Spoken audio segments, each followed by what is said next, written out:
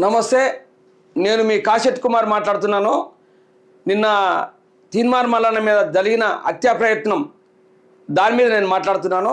అది నేను ఖండిస్తున్నాను. కవిత గారు చేసేటి అన్ని తప్పులు, ఇంతకుముందు అందరిని మోసం చేసింది, ఆ లిక్కర్ కుంభకోణంలో చేసింది, వాళ్ళ నాన్న ముఖ్యమంత్రి ఉన్నప్పుడు ఎంతో మందిని మోసం చేసింది. ఆమె చరిత్ర నాకు తెలుసు. కేఏ పాల్ దగ్గర ఒక హోటల్కి వచ్చి 10 లక్షల రూపాయలు నేను ఇచ్చిన కేఏ పాలి, అప్పుడు పైసలు అడకపోయింది వీళ్ళ ఎలక్షన్ ముందు. అవన్నీ నాకు తెలుసు. ఆమె చరిత్ర మొత్తం నాకు తెలుసు. ఆమె కిరాయికున్నది తెలుసు. ఆమెది మొత్తం తెలుసు. నాకు బ్యూటీ పార్లర్ పెట్టిన కాంచెలు కూడా తెలుసు. నన్ను అప్పుడు అన్న నాకు కొన్ని డబ్బులు ఇప్పి అన్న కేఏ పాల్ దగ్గర అని నా దగ్గరికి వచ్చింది కూడా తెలుసు. ఆయన ఇప్పుడు నన్ను గుర్తుపట్టదు కావచ్చు, ఎందుకంటే డబ్బులు బాగా వచ్చినాయి కదా.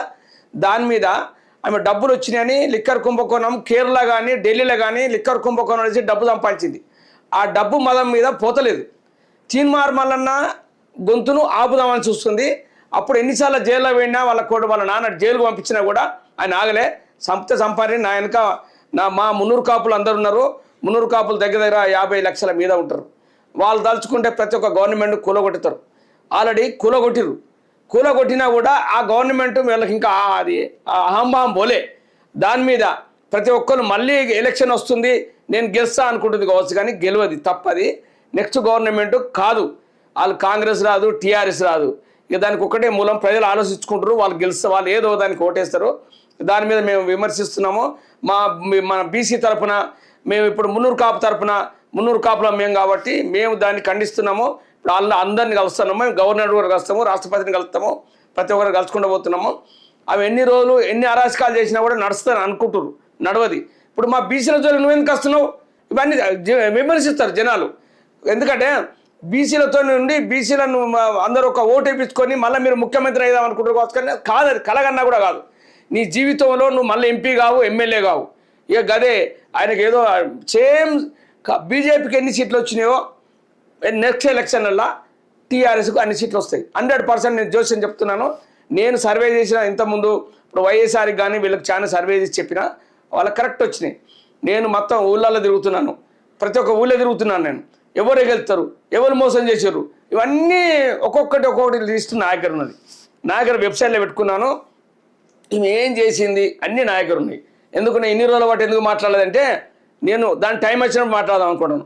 ఒక బీసీ బిడ్డ మీద, ఒక మున్నూరు కాపు బిడ్డ మీద మీరు ఆలోచన ఆయన సంపదామని చూస్తారా? అందరిని రక్తాలు వెళ్ళినాయి. ఆయన గన్ను గుంజుకుంటారా? మీరు ఆ గన్ను గుంజుకొని వాళ్ళ గన్మెన్లు మీదికి కాల్చిరు. పాపం అది వాళ్ళని కాల్తే అయిపోకదా? అవి అటువంటి వ్యవస్థ ఉన్నది. పిల్లగాళ్ళకు డబ్బులు ఇచ్చి రెచ్చగొట్టి జీవితాల మీద పిల్లగాళ్ళతో ఆడుకుంటా ఉన్నారు. మా బీసీ బిడ్డలను నెంబడి పెడతా ఉన్నారు.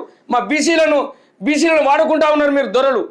ఊరుకొక్క దొర ఉన్నా కూడా ఆ ఊరంతా శాసించే రోజులు పోయినాయి. ఇప్పటికీ ఊళ్ళే, ప్రతి ఒక్క ఊళ్ళే విలేజ్ నాకు తెలుసు కదా. మా ఊళ్ళో కూడా 25 సంవత్సరాలు 25 సంవత్సరాల సర్పంచి నేను. వాడిని పోయి అక్కడ ఉండి నేను ఓడగొట్టిన వాడిని. అరే బీసీ ముడకొడుకులా మీరు ఉండరా, ఒక్క దిక్కుండాలరా మీరు నాన్నరా. ఎన్ని రోజులు వాడిని చెప్పు కింద కూర్చుంటారు, వాడిని కాళ్ళకాడ కూర్చుంటారు, వాడిని బయట వాడిని ఇంట్లో కూర్చుండేది, వానికి గద్దెల మీద కూర్చుండేది. వీనికి 20 ఎకరాల భూమి ఉంటుంది, వానికి ఎకరం భూమి ఉండేది. వీడు పోయి వాడిని గద్దెల మీద కూర్చుండేది. అవన్నీ పోయినాయి.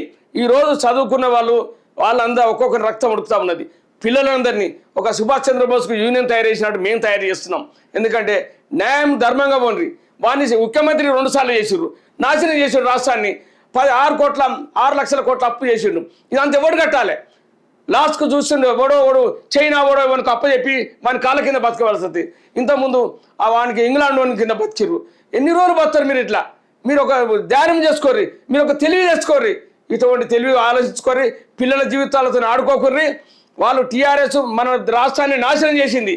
కాంగ్రెస్ అప్పుడు మన టీఆర్ఎస్ మన తెలంగాణ రాష్ట్రం కోసం అందరం పోరాడినాం. అన్ని పార్టీలు పోరాడి అన్ని పార్టీలు ఓటేసారు. ఎందుకు రాని వీడు ఒకసారి గెలవని వీడు ఏం చేస్తారో చూద్దాం అనుకున్నాం. దానికోసం వీడు నాశనం చేసిండు, మన రాష్ట్రాన్ని నాశనం చేసిండు, మన వ్యవస్థ నాశనం చేసిండు. ఊళ్ళో లిక్కర్ షాపులు పెట్టిండు, వాడుకొక లిక్కర్ షాప్ పెట్టిండు. అనాథాలు చేసిండు. చదువుకున్న వాళ్ళందరినీ రోడ్డు మీద తీసుకొచ్చిండు. చదువుకున్న వాళ్ళందరినీ పెద్ద పిహెచ్డీ చేసిండు. ఒక్కొక్కడు పిహెచ్డీ చేసి పాపం ఇంజనీరింగ్ చేసి ఎంటెక్ చేసి వాళ్ళందరినీ నాశనం చేసిండు. వాళ్ళందరికీ లిక్కర్ షాపులు ఇప్పిస్తారని. కానీ చూడు ఎంత అన్యాయం చేసిండో. ఊరుకొక్క దొర ఉంటే ఊరంతా నాశనం చేసే దొరలు వీళ్ళు. అందుకే దొర రాజ్యం పోననే మొన్న ఓడగొట్టిర్రు. సరే రెడ్డి రాజ్యం వచ్చింది. ఇప్పుడు వీళ్ళు కూడా నెక్స్ట్ బీసీలు అన్న మొక్కాలే. నరేంద్ర మోడీ గారు బీసీలకు ముఖ్యమంత్రి చేస్తా అన్నాడు. ఆ బీసీలంతా ఒకటే కాలే. వాళ్ళ దురదృష్టం నాశనం, ఎవరి నాశనం వాళ్ళే కోరుకున్నారు. ఇప్పుడు మన బొందలో మనమే పడుతున్నాం. అందుకే దయచేసి చెప్తున్నాను, వీళ్ళందరి ఆ కవిత మాటలు నమ్మకూరి. ఆమె దగ్గర డబ్బు ఉన్నది. ఈ డబ్బు గవర్నమెంట్ ఏంటి అంటే రాష్ట్రపతి ఒకటి తీసుకురావాలి, ఒక సెక్షన్ తీసుకురావాలి.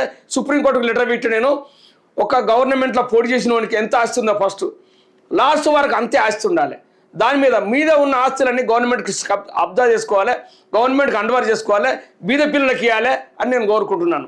ఎందుకంటే నేను అది డైలీ ఇదే పని మీద ఉంటాను. నేను చూద్దాం, నన్ను కొట్టిపిస్తో చూద్దాం. ఆమె ఇవాళకనే ఆమె విమర్శించలేదు, కవితను విమర్శించద్దు అనుకున్నా. ఇన్ని రోజులు వాళ్ళు చేసిన మోసాలన్నీ బయటపడుతున్నాయి. ఒక్కొక్కటి తీస్తా ఉంటాడు. ఇప్పుడు రేవంత్ రెడ్డి గారు కూడా లెటర్ పెట్టినా మేము, మీరు కంటిన్యూ చేస్తే చేయండి, లేకపోతే ఆయన దగ్గర ఏమైనా తీసుకొని అప్పుడేకుండండి. ఇప్పుడు ప్రతి ఒక్కడు వాడు మీదికి పోయి ధర్నాలు చేసి ఎగురుతూ ఉంటే వాడిని లోపడెత్తాన్ని తీసుకుపోతున్నారు, మళ్ళీ ఆపుతున్నారు. పబ్లిక్ ఏమనుకుంటారంటే రేవంత్ రెడ్డి గారు ఆయన 500 కోట్లు 1000 కోట్లు తీసుకున్నాడు, అందుకే ఆపుతున్నాడు, ఆయన జైలు ఎత్తలేడు అంటుండు.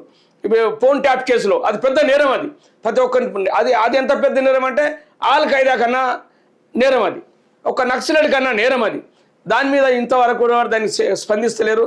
దాన్ని ఆలోచించుకోవాలి. దాన్ని ఆలోచించుకొని వీళ్ళు ఏం చేయాలంటే ప్రతి ఒక్కదానికి చూడాలి. ప్రతి ఒక్కరికి మన ఆస్తులు కన్నీ ఉన్నాయి. వాడు 200-500 ఎకరాలు తీసుకొని ఫామ్ ల్యాండ్లో కూర్చున్నాడు, ఎటు పోతలేడు. వాడిని విమర్శించడం లేరు అంటే ఎందుకు? డబ్బు ఉన్నదైనా. అదంతా మీరు దయచేసి మీరందరూ కొంచెం ఆలోచించుకొని మీరు అంతా చేయాలని నేను కోరుకుంటున్నాను. తీన్మార్ మల్లన్నకి ఏదైనా కూడా టీఆర్ఎస్ గవర్నమెంట్దే, టీఆర్ఎస్ వాళ్ళదే బాధ్యతలు. ఆయనకి ఏదైనా మా మున్నూరు కాపులు కానీ ఆ బీసీలు కానీ ఎవరు ఊరుకోరు. దాని మీద మేము ముందుకు ఫైట్ చేస్తాము. నేను రేపసంది మేము ధర్నాలు చేస్తాము. వాళ్ళు ఆ తప్పు ఒప్పుకోవాలి, మా తప్పు అయిందని చెప్పాలి, రోడ్డు మీదకి రావాలి. తీర్మానం మల్లన్న ముందు తప్పైందని ఒప్పుకొని దాకా మేము ధర్నాలు చేస్తాము. మేము ఊకోము, దీన్ని విడిచిపెట్టాము.